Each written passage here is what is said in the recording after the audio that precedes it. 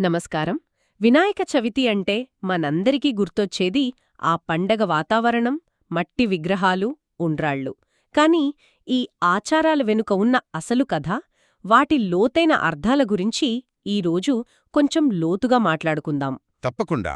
మన దగ్గర వినాయకుని పూజా విధానం, పురాణగాథలను వివరంగా చెప్పే ఒక పాత తెలుగు పుస్తకం ఉంది. దాని ఆధారంగా ఈ పండుగలోని కొన్ని ఆసక్తికరమైన కోణాలను పరిశీలిద్దాం. అవును, ఇందులో మనం పైకి చూసేదానికన్నా లోపల చాలా ఉంది. ఈ పూజలు, ఈ కథలు, ఇవి కేవలం భక్తికి సంబంధించినవి మాత్రమే కాదా? కాదు. అవి ప్రకృతికి, మనిషికి ఉన్న బంధాన్ని, కొన్ని తాత్విక సూత్రాలను మనకు తెలియజేస్తాయి. ఈ పుస్తకంలోని వివరాలు చూస్తుంటే మనవాళ్లు ప్రతి చిన్న ఆచారాన్ని ఒక నిర్దిష్టమైన కారణంతోనే రూపొందించారని అర్థమవుతుంది. సరే, అయితే మొదటి ప్రశ్నతోనే మొదలుపెడదాం. ఏ శుభకార్యం మొదలుపెట్టినా, అసలే పని మొదలుపెట్టినా ముందుగా వినాయకుడినే ఎందుకు పూజిస్తారు? ఇది మనందరికీ తెలిసిన విషయమే అయినా ఈ మూలగ్రంథం ఏం చెబుతోంది? వినాయకుడికున్న ముఖ్యమైన పేరు విఘ్నేశ్వరుడు. విఘ్నాలకు ఈశ్వరుడు. అవును, అంటే విఘ్నాలకు అధిపతి అనర్థం. మనం ఒక పని మొదలుపెట్టినప్పుడు ఎన్నో అడ్డంకులు, సమస్యలు రావచ్చు. వాటిని అధిగమించే శక్తిని, ధైర్యాన్ని ఇవ్వమని ఆయన్ని ప్రార్థిస్తాం. అందుకే మనం చదివే శ్లోకంలో కూడా అదే శుక్లాంబరధరం విష్ణుం. శ్లోకంలో చివరికి సర్వవిఘ్నోపశాంతయే అంటాం. అంటే అన్ని విఘ్నాలను శాంతింపజెయ్యే అని. ఒక రకంగా చెప్పాలంటే ఇది మనల్ని మానసికంగా సిద్ధం చేసే ఒక ప్రక్రియ. ఇక్కడే అసలు విషయం ఆసక్తికరంగా మారుతుంది. ఆయనకున్న పేర్లలో కూడా చాలా ప్రత్యేకతుంది. అష్టోత్తర శతనామావళిలో దాదాపు 108 పేర్లున్నాయి. ఒక్కో పేరు వెనుక ఒక్కో అర్థం దాగి ఉంటుంది కదా? ఖచ్చితంగా. ప్రతి పేరు ఆయన స్వరూపంలోని ఒక గుణాన్ని వివరిస్తుంది. ఉదాహరణకు ఏకదంతుడు, ఒకే దంతమున్నవాడని. అవును, అది త్యాగానికి, ఏకాగ్రతకు చిహ్నంగా చెబుతారు. అలాగే గజకర్ణుడు అంటే ఏనుగు చెవులు కలవాడు, చాటంత చెవులుండటం వల్ల ఆయన అన్నీ వినగలడని, భక్తుల ప్రార్థనలను శ్రద్ధగా ఆలకిస్తాడని. సరిగ్గా సూక్ష్మమైన విషయాలను కూడా గ్రహించగలడని సూచన. లంబోదరుడు అనే పేరు కూడా అంతే. సాధారణంగా పెద్ద బొజ్జ అనగానే ఆయనకు తిమడమంటే ఇష్టమనే అనుకుంటాం. కాని ఈ పుస్తకం దానికి ఒక తాత్వికమైన అర్థమిస్తోందంటున్నారు. అంటే అది కేవలం భౌతికమైన ఆకారం కాదన్మాట. కరెక్ట్, మీరు సరిగ్గా పాయింట్ పట్టుకున్నారు. లంబోదరుడు అంటే పెద్ద బొజ్జ కలవాడు. ఈ విశ్వంలోని మంచి చెడులన్నింటినీ, జ్ఞానాన్ని, అనుభవాలను అన్నిటినీ తనలో ఇముడ్చుకుంటాడు అని చెప్పే సంకేతమది. ఓ, ఏదీ ఆయనకు పరాయిది కాదు, అంతా తనలోనే ఉంది అనే భావన. అలాగే గణాధ్యక్షుడు అనే పేరు కూడా ఉంది.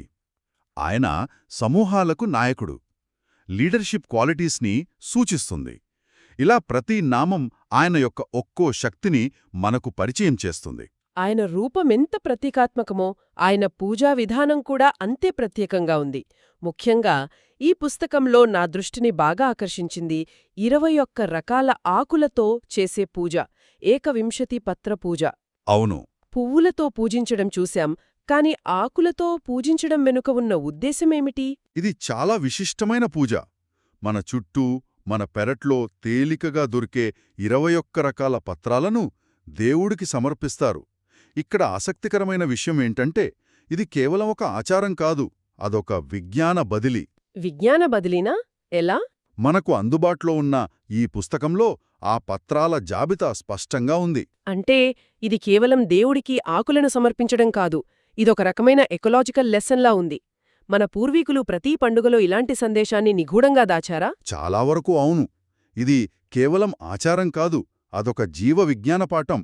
ఉదాహరణకు ఈ 21 పత్రాలలో కొన్నింటిని చూద్దాం. ఇందులో బిల్వపత్రం అంటే మారేడు, తులసి, దుర్వాయుగ్మం, గరిక ఇవన్నీ ఉన్నాయి. ఇవి మనకు బాగా తెలిసినవే. అవును, కాని అర్జునపత్రం అంటే మద్యాకు కూడా ఉంది. ఆయుర్వేదంలో దీని గుండె ఆరోగ్యానికి సంబంధించిన మందులలో వాడతారు. ఓ, ఇది ఆసక్తికరంగా ఉంది. ఇంకేమైనా ఉదాహరణలున్నాయా? ఉన్నాయి. జంబూపత్రం అంటే నేరేడాకుంది. నేరేడు పండు, గింజలు, ఆకులు మధుమేహ నియంత్రణకు ప్రసిద్ధి. నిజమే. అలాగే బృహతీపత్రం వాకుడాకు అంటారు. అది శ్వాసకోశ సమస్యలకు ఉపయోగపడుతుంది. షమీపత్రం, జమ్యాకు కూడా పూజలో వాడతారు.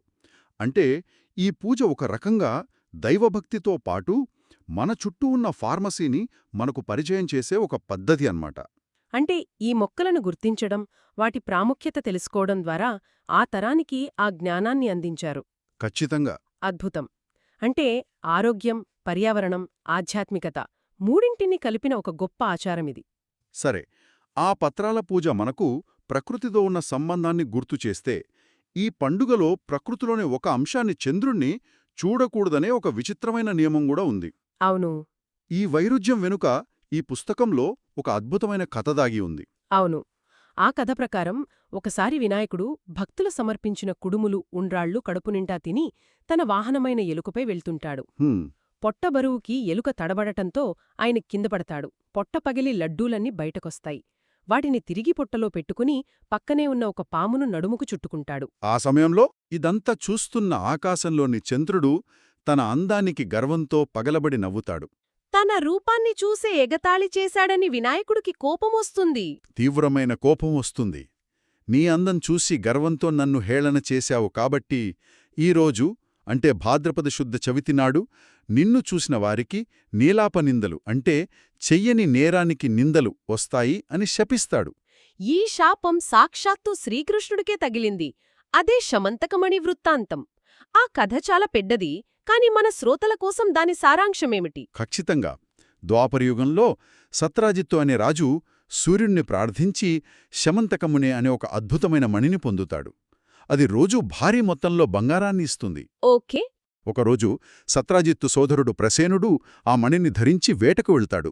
అక్కడొక సింహం అతన్ని చంపి మణిని తీసుకుపోతుంది.